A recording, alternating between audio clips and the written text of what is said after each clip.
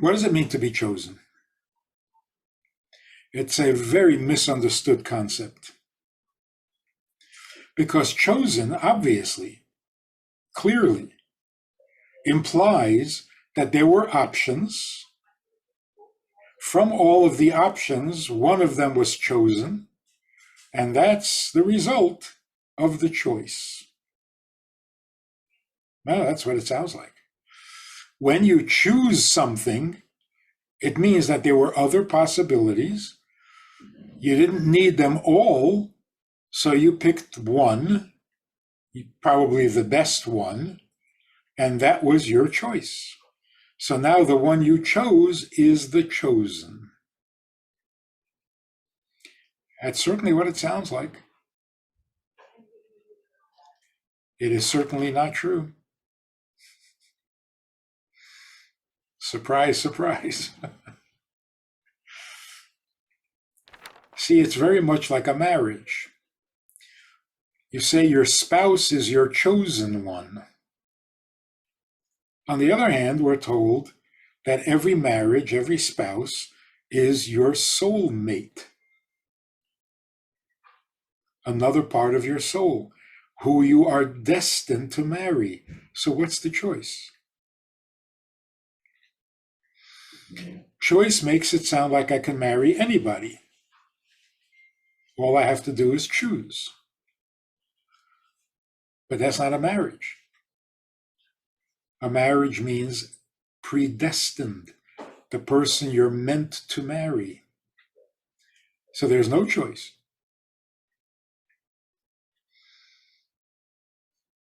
Just in very practical terms, a person says, I can marry anybody. A man says, I can marry anybody. Let's say the 7 billion people in the world, let's say it's half men, half women. So if I can marry any woman, I have to choose one out of 3.5 billion. That's a pretty big selection.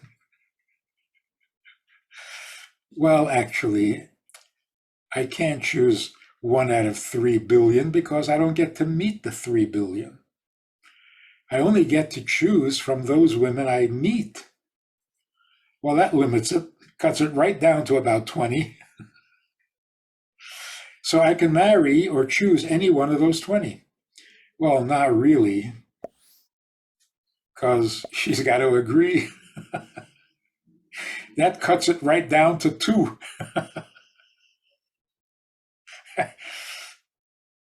And one of them is not so sure. That's it. I'm left with one. Take it or leave it. So what happened to this fabulous freedom of choice?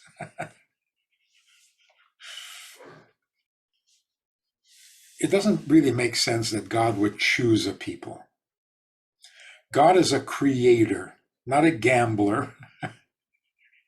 It's like, who should I choose? I think I'll take a chance with this one. No. Whatever God needs, he creates. He needed a Jewish people, he created a Jewish people. He didn't choose someone to be Jewish. He created Jews. So if he created Jews, what was he choosing? Who should be the Jewish people? The Jews. When God told us that we are the chosen people? At Mount Sinai.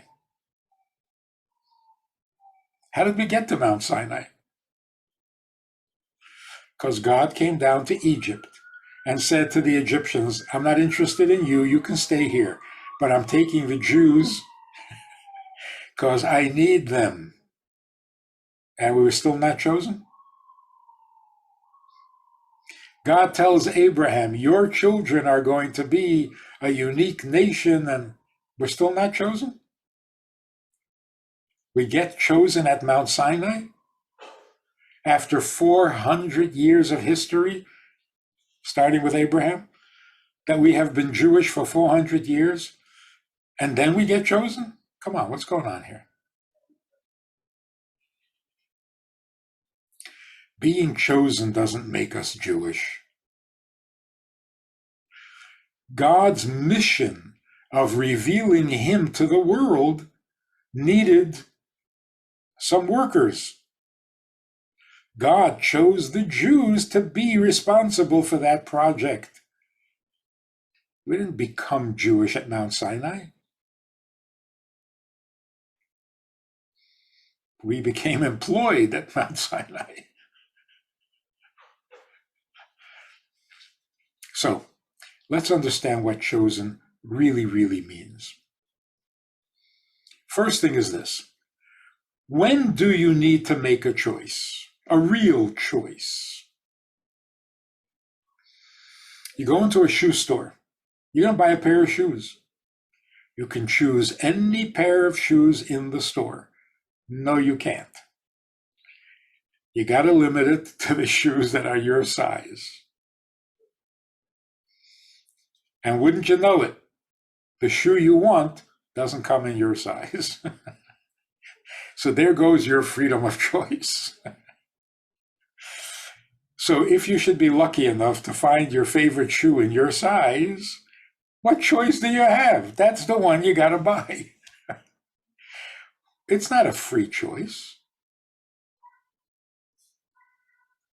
Well, you can buy a brown pair, you can buy a blue pair, you can buy a black pair. I don't like brown. And blue doesn't go with anything I wear. So what choice do I have? It's got to be black. You go into a candy store with 32 flavors, an ice cream store with 32 flavors. Freedom of choice? Not really. First of all, I'm allergic to peanuts, so I can't have anything with nuts on it. Secondly, I really don't like chocolate. So it's got to be vanilla. You know, where's my free choice? Of the limited kind of chocolate or ice cream that I happen to have an appetite for, I can choose between this one and that one. Maybe 2 or 3. That's about it. So don't tell me you have 32 flavors. I'm not interested.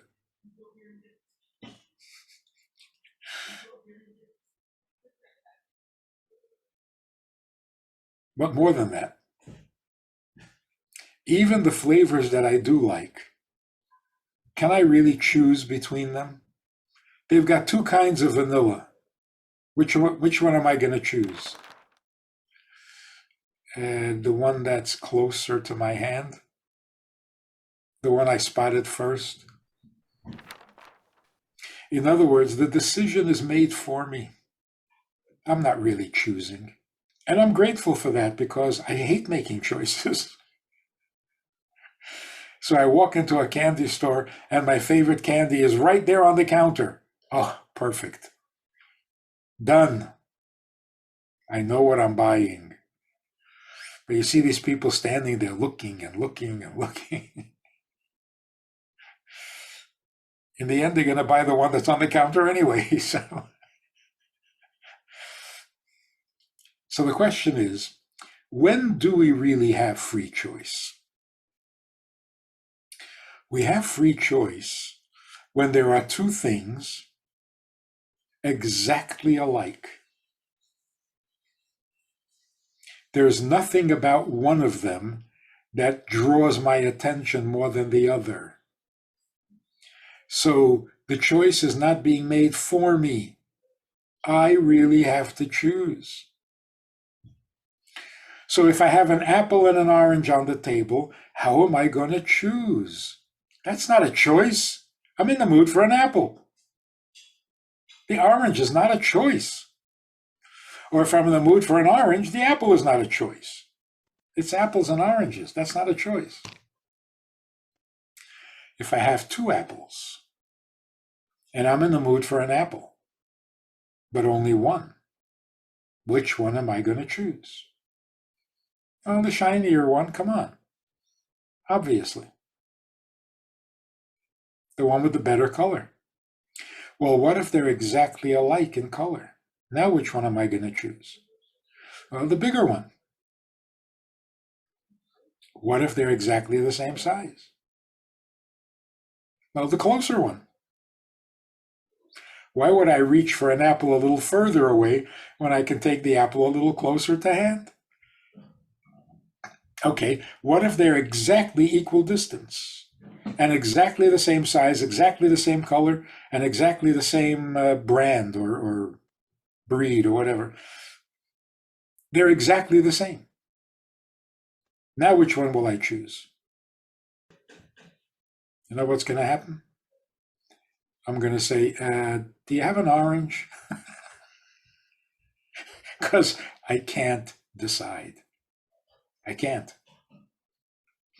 If all things are equal, I cannot make a choice. It is humanly impossible. I'll flip a coin. I'll ask somebody else to choose for me. I can't choose. If things are exactly the same and nothing tilts the scales for me, I can't. I'm stuck. That's a rational human being, you see. A rational human being needs a reason, and I have no reason. It's not giving me a reason to choose one over the other. So I have to choose without reason. I can't do that. But what if there are two children? They're exactly alike. Same size, same look, same. Everything is the same. They're clones. They're exactly the same in every way possible. Can I choose one over the other? I have no reason. But what if one of them is my child? That's not a reason, but boy, am I going to choose my child. Why? I don't know. It's mine. Why do I love my child more than the other child? Because my child is smarter, cuter, stronger, bigger, better? No, they're exactly alike. In other words, the child is not giving me a reason to choose him. The reason I choose him is coming from me, not from him, because I gave birth to him. There's nothing about him. You know, like that expression, a face only a mother could love. There's nothing about that face that is lovable. If I had to choose on looks, this kid is out of luck. But because it's mine, I will choose. That is called freedom of choice. When I choose something without any reason, but because of something about me, not about the apple. So free choice means something essentially me draws me to this. So there's no choice. So why do we call it a choice at all? You choose your child over other children? You don't really have a choice. It's your child. In action, you do choose your child. Two kids are in trouble. Who are you going to save first? Your child. Oh, that's a choice. Not really, but it looks like a choice. You could have saved the other one, theoretically. But really, the choice is simply an expression of the fact that we are related. So it's not that the relationship is the result of the choice is the result of the relationship. That makes sense? So what does it mean that the Jewish people are chosen? It's not that there were options and the Jews came out looking better, so they got chosen. Then it's not a choice. Then it's a rational decision. If one is better than the other, then it's not a choice. Because it would be ridiculous to choose the lesser when you have the better. A choice means there is nothing better about one over the other. Then you have to make a choice. But human beings can't. A human being cannot make a choice if all things are equal. Only God can choose for no reason at all. But then, if there is no reason, then the choice is coming from the relationship itself. Well, then there is no choice. So, which is greater? The fact that we are chosen or the fact that we are God's children? What is a deeper relationship? What is a deeper attachment? Your chosen one or your firstborn? Which is more unconditional? It turns out the choice is more unconditional than a child. Because although you don't have a rational reason to choose your child, but there is a fact that influences your choice, and that is that this is your child. If it wasn't your child,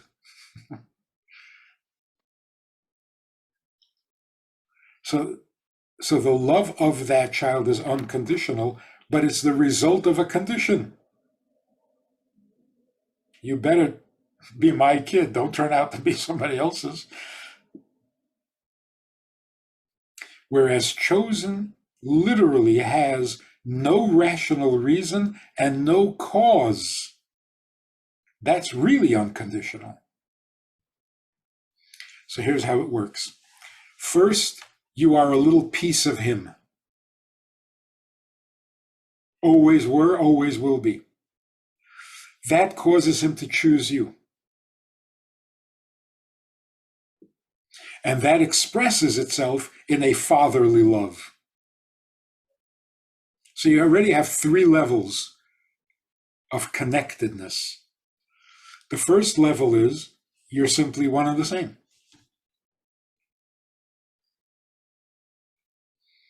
The result is you're chosen,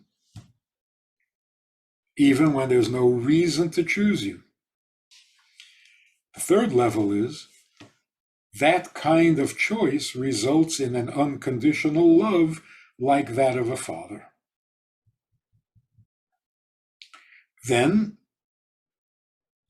there's the love of a husband and wife. It's a completely voluntary love. You're not related physically, and yet it creates a bond in some way stronger than a child. Your spouse comes before your child, because you can't have your child without your spouse. So the spouse has to come first.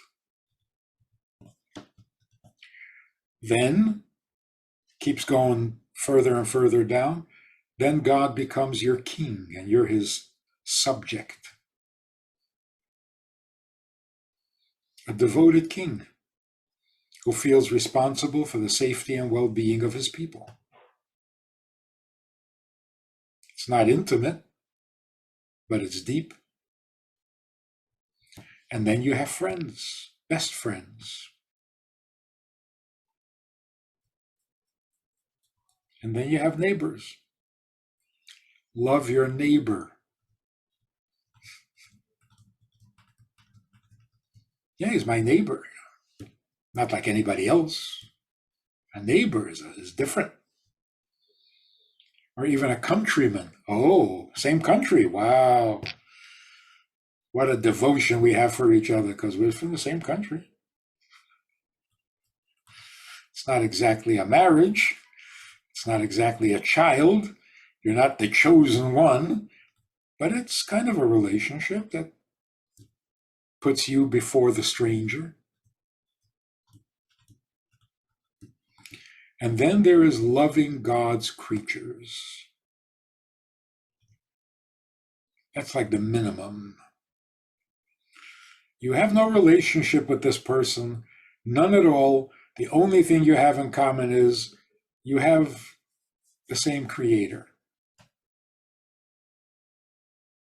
God created you and God created the tree. That's your relationship. And so you should have some respect for the tree. You don't chop down a tree for nothing. And a fruit-bearing tree you don't chop down for anything.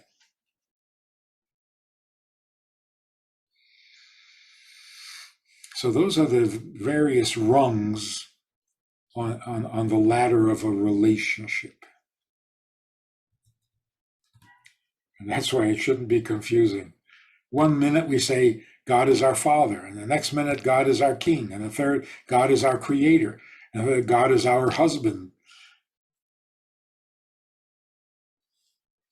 Make up your mind. What is he? All the above.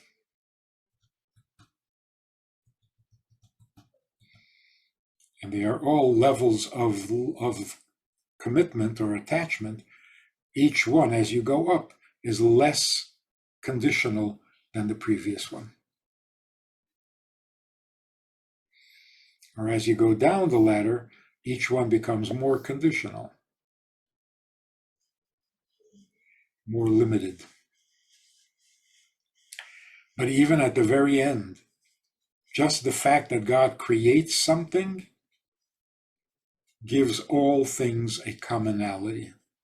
We are all God's creation. The highest human being to the lowliest bug. If you enjoyed this conversation or this topic, and you're looking for more information, or you want to hear it again from another angle, there is a way to do that. And that is in this book. It's all there. Order it from Amazon. You can read it, reread it, and share it. We have a Sunday night program for VIPs that you might be interested in. It's informal. It's questions and answers. It's conversation. It's really relaxed. It's really pleasant, enjoyable, informative, and kind of community-like. It's a Sunday night program. There's a Wednesday morning program for the VIPs, and there's a Wednesday night program. All of it just conversation, casual, laid back, unscripted. So join us. Take a look. Click the link below and see which of the three suits you best, and join us for some enjoyable conversation.